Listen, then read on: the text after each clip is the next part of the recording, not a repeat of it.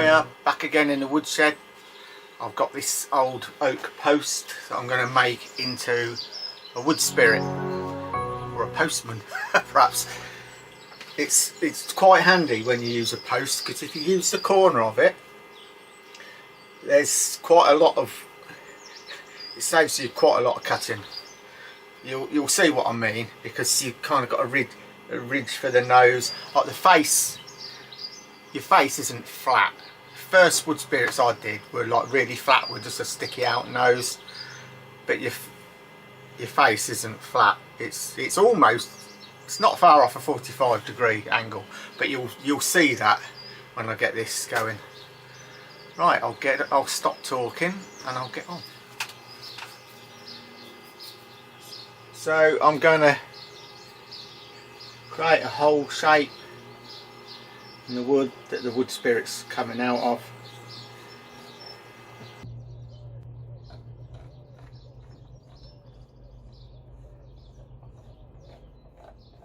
Like that. We're going to have, this is where the eyes are going to be. I think,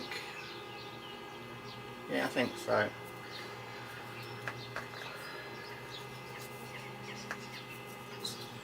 That's the eyes. Going to have the nose around here. That's the bottom. That's the bottom of the nose. Underneath there, that's the bottom of the nose. So the nose comes down from the corner of the eye to the edge of the nose, same the other side.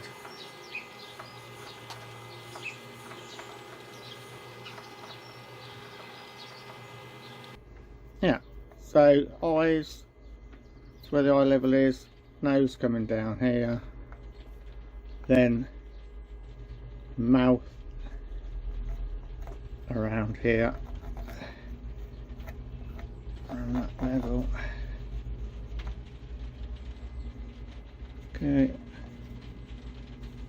Oh, it's raining. We're in the dry.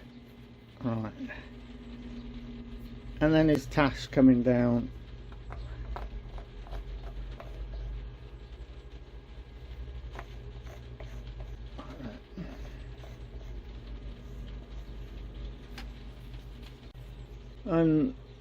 And his cheeks will be around here somewhere. Round, his beard coming through there,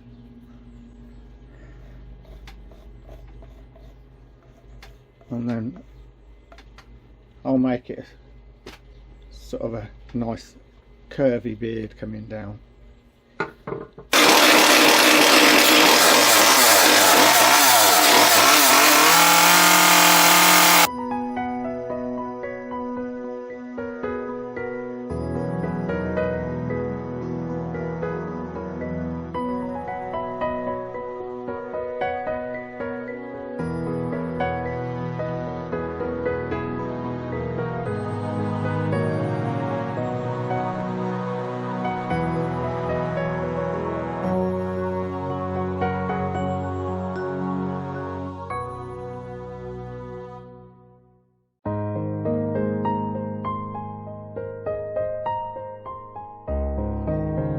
So you can see already that his nose is protruding quite nicely thanks to the corner of the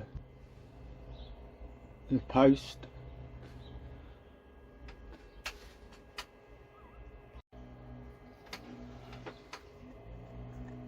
So as I've already said, the eyes,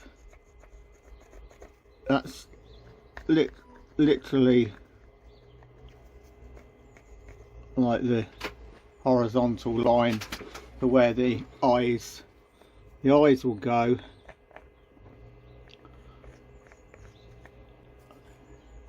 So then I need to create a curved bit over the top for where the eyelids are going to be, and then I'll have to take this chunk out here to create a forehead. because his forehead's no way going to be sticking out that far.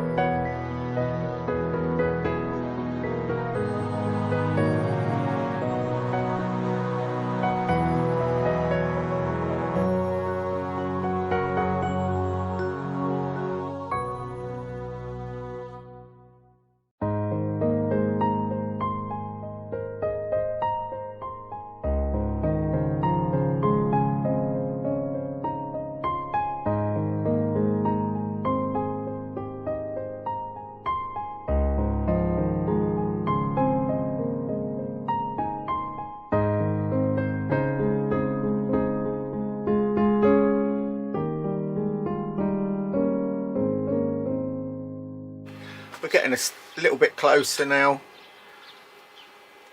starting to get the rounded shape for where the eyes are going to be. The forehead back, that's still going to have to go back some more, but I'm going to finish getting the eyes out, the eye shape out, and creating a bit of cheek.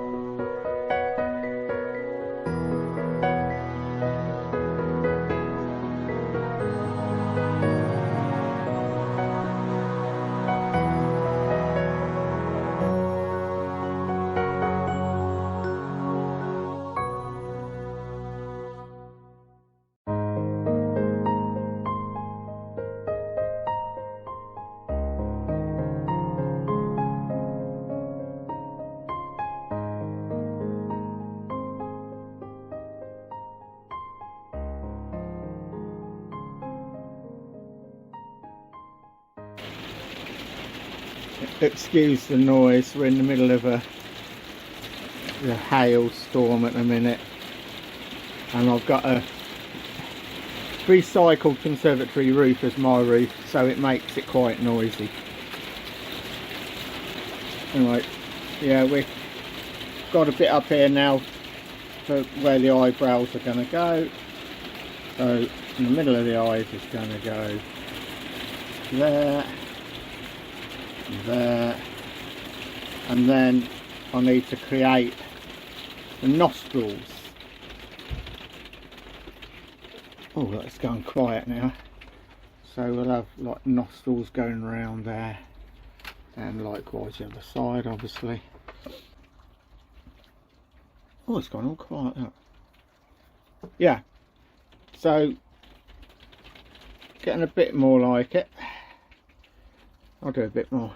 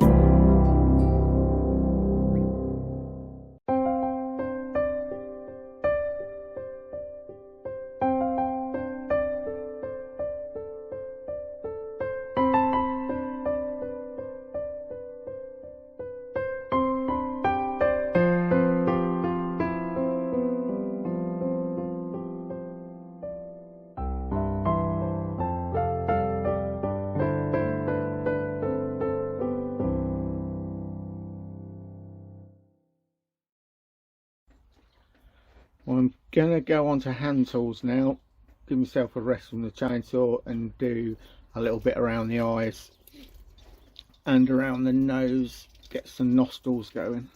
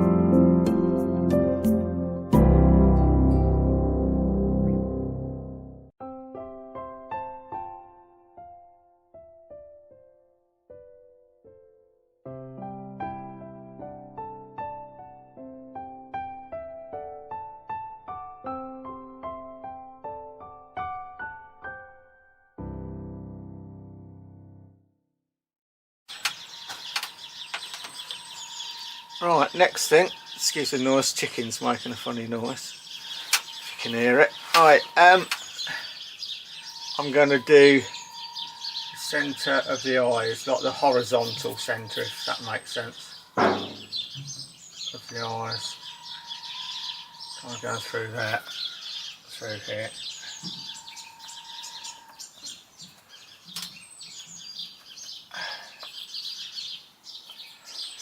So it'll create a top eyelid to begin with. That's the plan.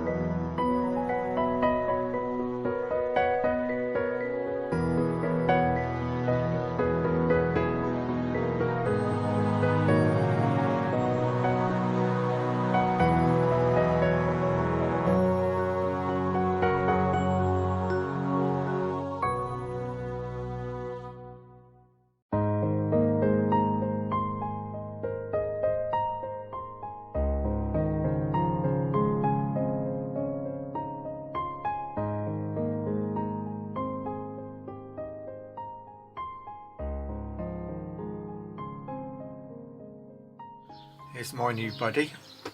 He's all done and dusted. I'll show you a few bits of the kit that I've used. I've got the Echo CS2511 WES. It's a back-handled saw with a Canon carving bar. Makita die grinder. That's a GD 0600 with a saber tooth bit on the end. It's like a ball. Use that a lot. Die grinder with various saber tooth bits. You get all sorts of different shapes. That's a ball nose saber tooth bit.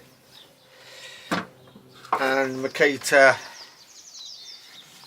drill with Chris Wood's wood whacker attached on it. I've not had that long, really like it. I wouldn't go back to Sanderflex having used that, really like it. Oh, and I didn't use it on this one, but I do use it a lot.